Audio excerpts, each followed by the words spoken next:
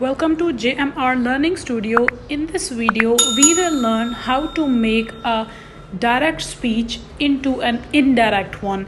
We will learn different types of rules and how to make that indirect speech according to the sentence type. सबसे हम पहले देखेंगे कि direct और indirect speech क्या होती है। सबसे पहले हम देखते हैं डायरेक्ट स्पीच किसे कहते हैं।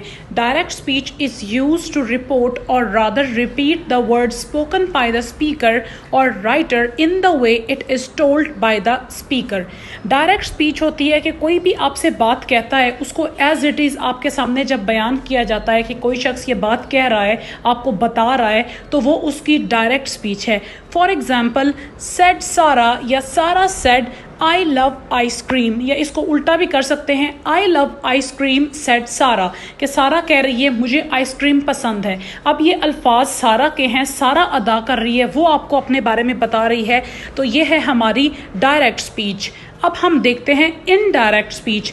Indirect speech is the way in which you convey what someone said to another person, not necessarily using the exact words of the speaker.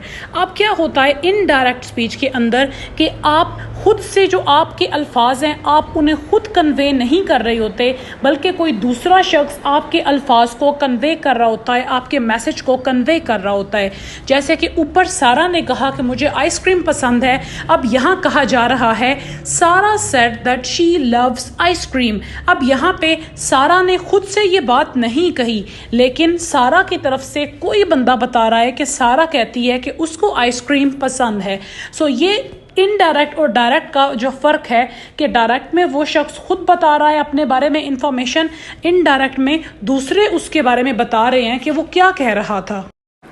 आज हम जो डायरेक्ट से इनडायरेक्ट बनाने जा रहे हैं उसमें हमारे पास है यूनिवर्सल ट्रुथ। यूनिवर्सल ट्रुथ वो सेंटेंसेस हैं जो कि हकीकतन पूरी दुनिया जानती है कि ये ट्रुथ है, ये चीज़ ऐसे ही है, ठीक है, यानी कि जो एक साइंसी फैक्ट है जिसके बारे में हर किसी को पता है।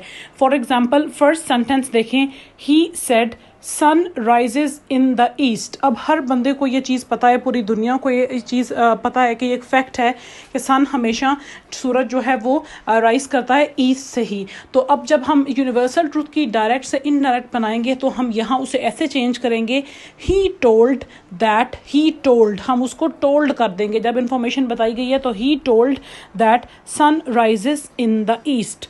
सेकेंड सेंटेंस है, my father said to me there are 4 directions, east, west, north and south. अब हर किसी को ये पता है, पूरी दुनिया को ये मालूम है, फैक्ट है, यूनिवर्सल फैक्ट है, यूनिवर्सल फैक्ट जिसे तमाम दुनिया जानती हो कि 4 डायरेक्शंस हैं, ईस्ट, वेस्ट, नॉर्थ और साउथ। तो इसको हम ऐसे चेंज करेंगे, my father told me that there are 4 directions, east, west, north and south.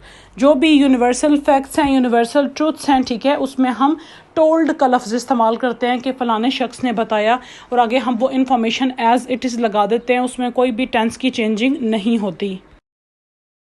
जो हमारा सेकंड रूल है उसके मुताबिक हमने यहाँ एक गौर से एक चीज़ में ध्यान देना है कि पहले जब हम लोग सेंटेंस कर रहे थे तो उसके अंदर जो हमारी जो स्पीच थी, जो स्पीच का हमारा पहला पार्ट था, उसमें हम कह रहे थे ही सेड, शी सेड, ठीक है। अब नेक्स्ट जो हमारा रूल है इंपॉर्टेंट याद रखने के लिए, ठीक है, बहुत आसान सा रूल है, आप इसे भूलेंगे नहीं।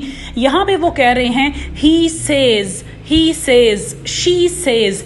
तो जब आपकी इस स्पीच के अंदर, स्पीच के इस पार्ट के अंदर जब सेज का वर्ड आए, मतलब सेड नहीं है, सिंपल जो प्रेजेंट टेंस की बात हो रही है, ही सेज या शी सेज या आई से या यू से आए, तो आपने उस टेंस के अंदर उसकी जो रिपोर्टेड स्पीच होगी, उसकी जो इंफॉर्मेशन होगी, उसके अंदर टेंस को चेंज नहीं करना। फॉर एग्जाम्पल हमारा पहला सेंटेंस है ही सेज। अब यहाँ पे सेड नहीं है, अगर यहाँ पे सेड होता तो हमारी जो इंफॉर्मेशन अंदर दी गई है, I go to school every day, हम उसको अकॉर्डिंग टू टेंस चेंज करते, लेकिन यहाँ पे है ही सेज। सेज की वजह से जब प्रेजेंट टेंस में ये बात हो रही है तो हम क्या करेंगे, अंदर वाली इंफॉर्मेशन के टेंस को चेंज नहीं करेंगे, हम इसे सिंपली बदल देंगे, he says I go to school every day. तो वो लड़का कहता है कि वो लड़का कहता है मैं हर रोज स्कूल जाता हूँ। जब हम उसको बदलेंगे तो हम कह देंगे वो लड़का कहता है कि वो हर रोज स्कूल जाता है। इसको हम ऐसे चेंज कर देंगे, ही सेज दैट। दैट क्यों लगाते हैं? क्योंकि हम इनडायरेक्ट किसी की बात को बयान कर रहे हैं। ही सेज दैट ही, क्योंकि एक लड़के की बात थी, ही सेज दैट ही। ऊपर वाले टेंस के अंदर हमारा सिंपल प्रेजेंट टेंस था तो हम वही रखेंगे, ही शी इट के साथ आपको पता है SES का इजाफा होता है, तो he says that he goes to school every day. Second sentence है she says I cook food in the evening. अब यहाँ पे शी सेज है, ठीक है, रिपोर्टिंग स्पीच में सेड नहीं है तो अंदर का टेंस चेंज नहीं होगा। शी सेज दैट आई ऊपर वो अपनी बात खुद कर रही थी लेकिन वो एक लड़की थी तो हमने नीचे उसको शी करना है। She says that she cook की जब लड़की शी इट के लिए लगेगा तो SES होता है, तो she कुक्स food in the evening.